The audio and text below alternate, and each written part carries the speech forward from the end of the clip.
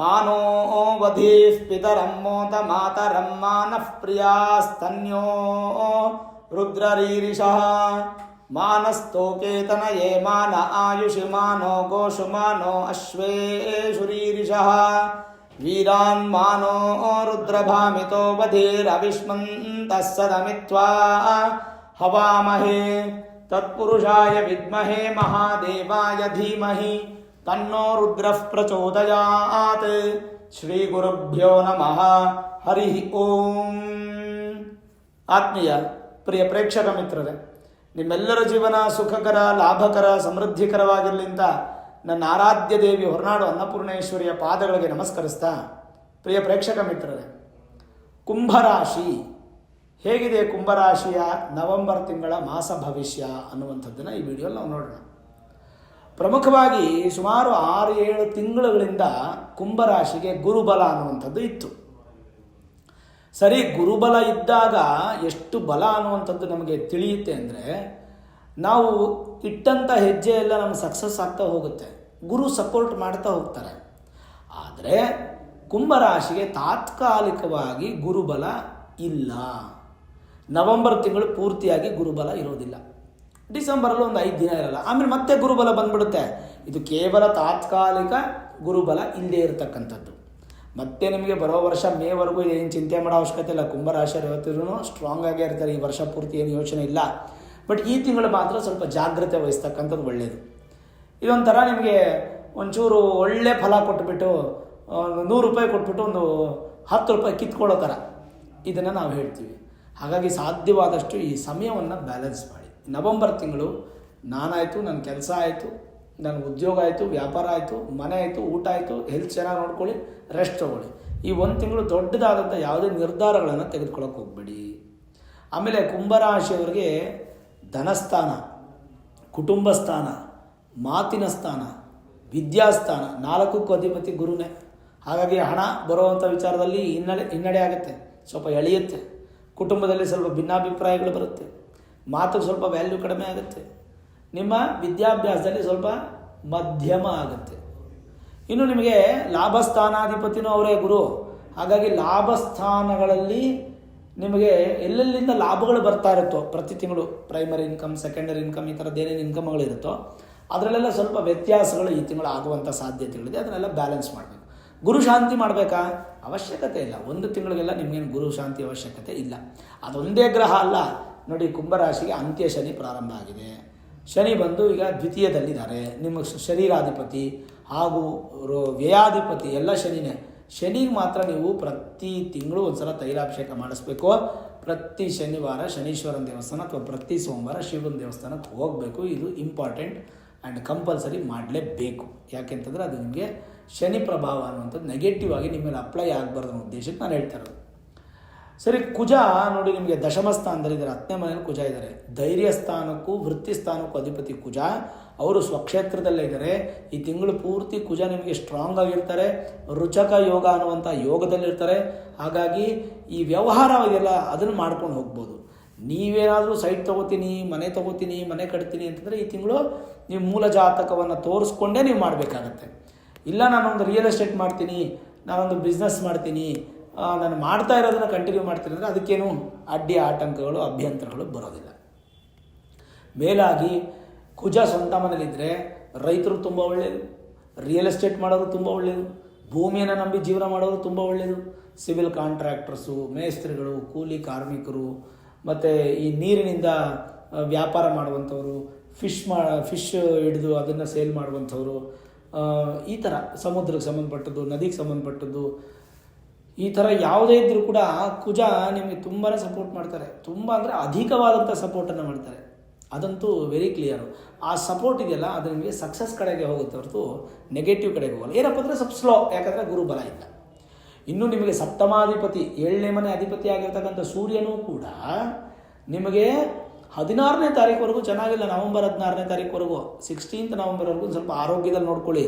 Cold, ಉಷ್ಣ ಶೀತಗಳಾಗುವಂಥದ್ದು, ಅಂದರೆ ಬಿಸಿಲಿನಿಂದ ನಿಮಗೆ ತೊಂದರೆ ಆಗುವಂಥದ್ದು, ಉಷ್ಣದಿಂದ ನಿಮಗೆ ಶೀತಕ್ಕೆ ತೊಂದರೆ ಆಗೋದು, ಮೋಷನ್ ಇಶ್ಯೂಸ್ ಆಗೋದು, ಇದೆಲ್ಲ ಕುಂಭರಾಶಿಗೆ ಆಗುವಂಥ ಸಾಧ್ಯತೆ. 16ನೇ ತಾರೀಕು ಆದಮೇಲೆ ಸೂರ್ಯ ಮತ್ತೆ ನಿಮಗೆ ದಶಮ ಸ್ಥಾನಕ್ಕೆ ಬಂದುಬಿಡ್ತಾರೆ, ನೀಚ ಸ್ಥಾನದಿಂದ ಒಳ್ಳೆ ಫಲನ ಕೊಡ್ತಾರೆ, ಏನು ಯೋಚನೆ ಇಲ್ಲ. ಸಪ್ತಮ ಸ್ಥಾನನೂ ಕೂಡ ಆ್ಯಕ್ಟಿವೇಟ್ ಆಗುತ್ತೆ. ಇನ್ನು ಬುಧ ಅಂತೂ ನಿಮಗೆ ಪಂಚಮಾಧಿಪತಿ ಅಷ್ಟಮಾಧಿಪತಿ, ಅವರು ಕೂಡ ದಶಮದಲ್ಲಿದ್ದು 23ನೇ ತಾರೀಕಿನವರೆಗೂ ಸಾಧಾರಣ ಫಲ, ಮಧ್ಯಮ ಫಲ, ವ್ಯಾಪಾರಿಗಳಿಗೆ ವಿದ್ಯಾರ್ಥಿಗಳಿಗೆ ಮಧ್ಯಮವಾದ ಫಲ, ಉತ್ತಮ ಅಂತೇನು ಕಾಣಿಸ್ತಾ ಇಲ್ಲ. ಅದಾದಮೇಲೆ ನೆಕ್ಸ್ಟ್ ಸ್ಟೆಪ್ ಇದೆಯಲ್ಲ, ನೆಕ್ಸ್ಟ್ ಸ್ಟೆಪ್ಪು ಅದು ನಿಮಗೆ ಒಂದು ಸ್ವಲ್ಪ ಪಾಸಿಟಿವ್ ಇದೆ. ಯಾವ ಥರ ಪಾಸಿಟಿವು? ಯಾವಾಗ ಬುಧ ಬಂದು ನಿಮಗೆ ನಿಮ್ಮ ರಾಶಿಗೋ ಅಥವಾ ನಿಮ್ಮ ರಾಶಿಯಾಧಿಪತಿ ಮಿತ್ರನ ಮನೆಗೋ ಬಂದಾಗ ನಿಮ್ಗೆ ಸ್ವಲ್ಪ ಎಕ್ಸಸ್ ಪಾಸಿಟಿವ್ಸ್ ಜಾಸ್ತಿ ಇರುತ್ತೆ. ಪರವಾಗಿಲ್ಲ, ಈಗ ಗುರುಬಲ ಇಲ್ಲದೆ ಇರೋದ್ರಿಂದ ಬೇರೆ ಗ್ರಹಗಳು ನೆಗೆಟಿವ್ ಆದರೂ ಕೂಡ ದೊಡ್ಡ ಪ್ರಮಾಣದ ನೆಗೆಟಿವಿಟೀಸ್ ಏನಾಗಲ್ಲ. ಯಾಕಂದರೆ ನಿಮಗೆ ನಾನು ಈಗಾಗಲೇ ಹೇಳ್ದಂಗೆ ನಿಮಗೆ ಕುಜ ತುಂಬ ಚೆನ್ನಾಗಿದ್ದಾನೆ, ಸೂರ್ಯ 16ನೇ ನಂತರ ಚೆನ್ನಾಗಿದ್ದಾನೆ, ಗುರು ಚೆನ್ನಾಗಿಲ್ಲ, ಶನಿ ಚೆನ್ನಾಗಿಲ್ಲ, ಬುಧ ಮಧ್ಯಮ. ಎಲ್ಲಕ್ಕಿಂತ ಮಿಗಿಲಾಗಿ ಏನಪ್ಪ ಅಂತಂದರೆ ನಿಮಗೆ ಅದ್ಭುತವಾದಂಥ ಸಂದರ್ಭ ನಿಮಗೆ ಶುಕ್ರನಿಂದ ಸಿಗ್ತಾ ಇದೆ. ಶುಕ್ರ ಅಂತಂದರೆ ಯಾರು ಅಂತಂದರೆ, ಶುಕ್ರ ಬಂದು ಸುಖಕ್ಕೆ ಅಧಿಪತಿ, ಶುಕ್ರ ಬಂದು ಸಂತೋಷಕ್ಕೆ ಅಧಿಪತಿ, ಗೃಹಕ್ಕೆ ಅಧಿಪತಿ, ವಾಹನಕ್ಕೆ ಅಧಿಪತಿ, ಸೌಂದರ್ಯಕ್ಕೆ ಅಧಿಪತಿ.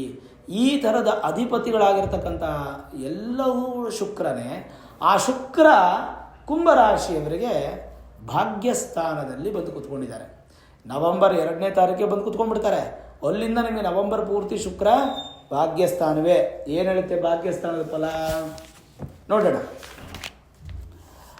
ಭಾಗ್ಯ ಧರ್ಮ ದಯಾ ಪುಣ್ಯ ತಪಸ್ತಾತ ಸುತಾತ್ಮಜಾಹ ದಾನೋಪಾಸನ ಸೌಶೀಲ್ಯ ಗುರವೋ ನವಮಾದಧೇ. ಹೇಳುತ್ತೆ 9ನೇ ಮನೆಯಲ್ಲಿ ಶುಕ್ರ ಇದ್ದಾಗ ಏನು ಫಲ? ಭಾಗ್ಯದಲ್ಲಿ ಶುಕ್ರನಿದ್ದಾಗ ಗುರುವಿನಂತೆಯೇ ಶುಭ ಫಲವನ್ನು ನೀಡುವನು. ಯಾರು? ಶುಕ್ರ. ನೋಡಿ, ಗುರುಬಲ ಹೋಯ್ತಾ ನಿಮಗೆ ಕುಂಭರಾಶಿಗೆ? ಹೋದ್ರೂ ಕೂಡ 9ನೇ ಮನೆಯಲ್ಲಿ ಶುಕ್ರ ಇದ್ದರೆ ಗುರುಬಲ ಇದ್ದಾಗ ಏನು ಫಲನೋ ಆ ಫಲವನ್ನು ಶುಕ್ರನೇ ಕೊಡ್ತಾನಂತೆ. ಅದೇ ಹೇಳುತ್ತೆ, ಸೌಮ್ಯೇ ಧರ್ಮಸ್ಥಿತೇ ಸ್ಯಾದ್ಗುರು ಪಿತೃಮನಶ್ಚೇಶ್ವರಾಣಾಂ ಪ್ರಸಾದೋ ವೃದ್ಧಿರ್ಭಾಗ್ಯಸ್ಯ ಧರ್ಮಸ್ಯ ಚ ಶುಭ ತಪಸ ಮಾರ್ದ್ರತ ಪೌತ್ರ ಸೌಖ್ಯಂ.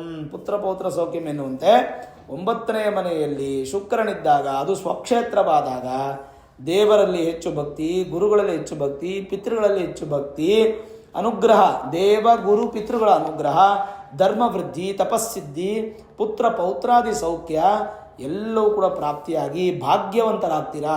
ಸುಖ, ಪ್ರೀತಿ, ಭೋಗ, ಅಲಂಕಾರ, ಮೃದು ಮಧುರ ನುಡಿ, ಸ್ತ್ರೀ ಸಹಜ ಪ್ರವೃತ್ತಿಗಳು ಇವೆಲ್ಲವೂ ಕೂಡ ನಿಮಗೆ ಅದ್ಭುತವಾಗಿ ಸಿಗುತ್ತೆ.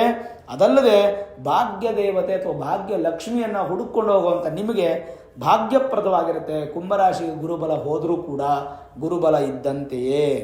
ಅದಲ್ಲದೆ ಯಾರ್ಯಾರು ನೀವು ಹೈನುಗಾರಿಕೆ ಮಾಡ್ತಾ ಇದ್ದೀರಾ, ಅಲಂಕಾರದ ವಸ್ತುಗಳನ್ನು ಮ್ಯಾನುಫ್ಯಾಕ್ಚರಿಂಗು, ಸೇಲ್ಸು ಎಲ್ಲ ಮಾಡ್ತಾ ಇದ್ದೀರಾ, ಆಮೇಲೆ ಕಲೆ, ಸಂಗೀತ ಇವೆಲ್ಲದಿಂದ ಭಾಗ್ಯ ಪ್ರಾಪ್ತಿ ಆಗುತ್ತೆ. ಲೌಕಿಕ ಬುದ್ಧಿ ಚೆನ್ನಾಗಿರುತ್ತೆ, ವ್ಯಾಪಾರಕ್ಕೆ ಸಪೋರ್ಟ್ ಮಾಡ್ತಾರೆ, ಶಾಸ್ತ್ರೀಯವಾಗಿ ಅನುಕೂಲ ಆಗುತ್ತೆ. ಆಮೇಲೆ ಕಲೆಗೆ ಹೆಚ್ಚು ಮಹತ್ವವನ್ನು ಕೊಡುವಂಥ ಸಂದರ್ಭ ಆಗುತ್ತೆ.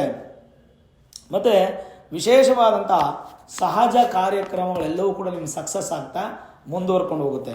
ಇದಲ್ಲದೆ ಭಾಗ್ಯಾಧಿಪತಿ ಭಾಗ್ಯಸ್ಥಾನದಲ್ಲಿದ್ದರೆ ಏನು ಫಲ ಅದನ್ನು ಹೇಳುತ್ತೆ ಗ್ರಂಥ. ಎಷ್ಟು ಚೆನ್ನಾಗಿ ಹೇಳುತ್ತೆ ಅಂದರೆ, ಭಾಗ್ಯಾಧಿಪತಿ ಭಾಗ್ಯಸ್ಥಾನದಲ್ಲಿದ್ದರೆ ಏನು ಫಲ? 9ನೇ ಮನೆ ಅಧಿಪತಿ 9ನೇ ಮನೆಯಲ್ಲಿದ್ದರೆ, ಭಾಗ್ಯಾಧಿಪತಿ ಭಾಗ್ಯದಲ್ಲಿದ್ದರೆ ಭಾಗ್ಯವಂತನು, ದೀರ್ಘಾಯುಷ್ಯಗಳು, ಧರ್ಮ ಕರ್ಮ ನಿರತರು, ಪುಣ್ಯಜೀವಿಗಳು ಮತ್ತು ಪ್ರಖ್ಯಾತ ವ್ಯಕ್ತಿಗಳಾಗುತ್ತೀರಿ. ಮತ್ತು ಪಿತೃವಂಶಕ್ಕೆ ಘನತೆಯನ್ನು ತಂದುಕೊಡ್ತೀರಿ, ಅಂದರೆ ಹೆಸರು ಮಾಡ್ತೀರಾ. ವಿದೇಶಿ ಪ್ರಯಾಣ ಯೋಗ ಇರುತ್ತೆ, ಪ್ರಯತ್ನ ಪಟ್ಟರೆ ಸಿಗುತ್ತೆ. ರಫ್ತು ವ್ಯವಹಾರ ಅಂದರೆ import export business, foreign currency ಅಥವಾ ಫಾರಿನಲ್ಲಿ ಹೋಗಿ ವ್ಯಾಪಾರ ಮಾಡುವಂಥದ್ದು, ಧನ ಸಂಪಾದನೆ ಆಗುತ್ತೆ. ಉಪಕಾರಿ, ಆಚಾರವಂತರು, ದೇವರ ಆರಾಧನೆ, ತಪಸ್ವಿಗಳು ಆಗುತ್ತೆ. ಮತ್ತು ವಿಶೇಷವಾದಂಥ ಬಲ ಅನ್ನುವಂಥದ್ದು ಭಾಗ್ಯಾಧಿಪತಿ ಭಾಗ್ಯಸ್ಥಾನದಲ್ಲಿದ್ದರೆ ನಿಮಗೆ ಸಿಗುವಂಥದ್ದು. ಅಂದರೆ ಮುಖ್ಯ ಲಕ್ಷಣಗಳು ಏನಪ್ಪ ಅಂತಂದರೆ, ನಾನೀಗಾಗಲೇ ಹೇಳ್ದಂಗೆ ನಿಮಗೆ ಗುರು ಚೆನ್ನಾಗಿಲ್ಲ ಅಂದರೂ ಕೂಡ ಆ ಫಲವನ್ನು ಶುಕ್ರನೇ ಕೊಡ್ತಾನೆ ಅಂತಂಗಾಯ್ತು. ಅಲ್ಲಿಗೆ ಗುರುಬಲ ಹೋದರೂ ಗುರುಬಲ ಇದೆ ಅಂತ ನಾವು ಡಿಸೈಡ್ ಮಾಡಿಕೊಂಡ್ವಿ. ಈಗ ನಮ್ಗೆ ಚೆನ್ನಾಗಿಲ್ಲದೆ ಇರೋದು ಯಾರ್ಯಾರು? ಗುರು ಚೆನ್ನಾಗಿಲ್ಲ, ಆಮೇಲೆ ಶನಿ ಚೆನ್ನಾಗಿಲ್ಲ, ಅದಾದಮೇಲೆ 16ನೇ ತಾರೀಕುವರೆಗೂ ಸೂರ್ಯ ಚೆನ್ನಾಗಿಲ್ಲ, ಬುಧ ಮಧ್ಯಮವಾಗಿದ್ದಾರೆ. ಇನ್ನು ರಾಹು ನಿಮ್ಮ ರಾಶಿಯಲ್ಲೇ ಇದ್ದಾರೆ, ಕೇತು 7ನೇ ಮನೇಲಿದ್ದಾರೆ. ಇದು ಬಿಡಿ, ವರ್ಷದ ಫಲ 18 ತಿಂಗಳ ಫಲ. ಅದರದ್ದೇ ನಿಮಗೆ ಈ ತಿಂಗಳೇ ನಿಮ್ಗೆ ಎಫೆಕ್ಟ್ ಆಗಬೇಕು ಅಂತಿಲ್ಲ. ಅದು ಯಾವಾಗ ಎಫೆಕ್ಟ್ ಆಗುತ್ತೋ ನಿಮ್ಮ ಗೋಚಾರದ ಮೇಲೆ ಡಿಪೆಂಡ್ ಆಗುತ್ತೆ. ಹಾಗಾಗಿ ಈ ತಿಂಗಳು ಏನೇ ದೊಡ್ಡ ಡಿಸಿಷನ್ಸ್ ತೊಗೋಬೇಕಾದ್ರೆ ಸ್ವಲ್ಪ ಯೋಚನೆ ಮಾಡಿ. ಆ ಥರ ಪಟ್ಟು ಯಾವುದೂ ಮಾಡಿ ಸಮಸ್ಯೆಗಳು ತಂದುಕೊಳ್ಬೇಡಿ. ಈವನ್ ಶೇರ್ ವ್ಯವಹಾರಗಳು ಅದೆಲ್ಲ ನಿಮ್ಗೆ ಈ ತಿಂಗಳು ಒಳ್ಳೆಯದಲ್ಲ. ಕುಂಭರಾಶಿಯವರಿಗೆ ಫಿನಾನ್ಸ್ ವಿಚಾರದಲ್ಲೂ ಅಷ್ಟೇ, ಅಕೌಂಟಿಂಗು, ಬ್ಯಾಂಕಿಂಗು, ಈ ಸೆಕ್ಟಾರು, ಈ ಅಕೌಂಟ್ ಸೆಕ್ಟರ್ ಅದೆಲ್ಲ ನಿಮಗೆ ತುಂಬ ಉತ್ತಮ ಅಂತ ಏನಿಲ್ಲ. ಸ್ವಲ್ಪ ಮಟ್ಟಿಗೆ ಸಣ್ಣ ಪುಣ್ಣ ವೇರಿಯೇಷನ್ಸು, ವ್ಯತ್ಯಾಸಗಳಾಗುತ್ತೆ. ಸಾಧ್ಯವಾದಷ್ಟು ಸ್ವಲ್ಪ ಪಾಸಿಟಿವ್ ಆಗಿ ಥಿಂಕ್ ಮಾಡಿ, ಪಾಸಿಟಿವ್ ಆಗಿರಿ. ಈ ತಿಂಗಳು ಸ್ವಲ್ಪ ಸ್ಲೋ ಮಾಡಿ, ತುಂಬ ಸ್ಪೀಡ್ ಮಾಡಬೇಡಿ. ತುಂಬ ಸ್ಪೀಡು ಕೂಡ ಅಪಘಾತಕ್ಕೆ ಕಾರಣ ಆಗುತ್ತೆ. ಅದು ಕಾರು ಮತ್ತು ಗಾಡಿ ಮಾತ್ರ ಅಲ್ಲ, ನಿಮ್ಮ ಒಂದು ಮನಸ್ಸಿನ ಸ್ಪೀಡು ಆಗ್ಬೋದು, ನಿಮ್ಮ ಒಂದು ವಾಕಿಂಗ್ ಸ್ಪೀಡು ಆಗ್ಬೋದು. ಎಲ್ಲ ಸ್ವಲ್ಪ ಕಡಿಮೆ ಮಾಡ್ಕೊಳ್ಳೋದು ಒಳ್ಳೆಯದು. ಈ ತಿಂಗಳು ಸಾಧ್ಯವಾದಷ್ಟು 16ನೇ ತಾರೀಕುವರೆಗೂ ಆರೋಗ್ಯದ ಕಡೆ ಗಮನ ಕೊಡಿ. ಶನೀಶ್ವರನ ದೇವಸ್ಥಾನಕ್ಕೆ, ಶಿವನ ದೇವಸ್ಥಾನಕ್ಕೆ ಹೋಗಿ ಮಿಸ್ ಮಾಡಬೇಡಿ. ಗುರು ಮಂತ್ರ ಅಥವಾ ಗುರು ಸ್ತೋತ್ರಗಳನ್ನು ಕೇಳಕ್ಕೆ ಶುರು ಮಾಡಿ. ನಿಮಗೆ ಯಾರು ವಿದ್ಯೆ ಹೇಳ್ಕೊಟ್ಟಿದ್ದಾರೆ ಆ ಗುರುಗಳನ್ನು ಸ್ಮರಿಸ್ಕೊಡಿ. ಅಷ್ಟು ಬಿಟ್ಟರೆ ಇನ್ನೇನು ಅವಶ್ಯಕತೆ ಇಲ್ಲ.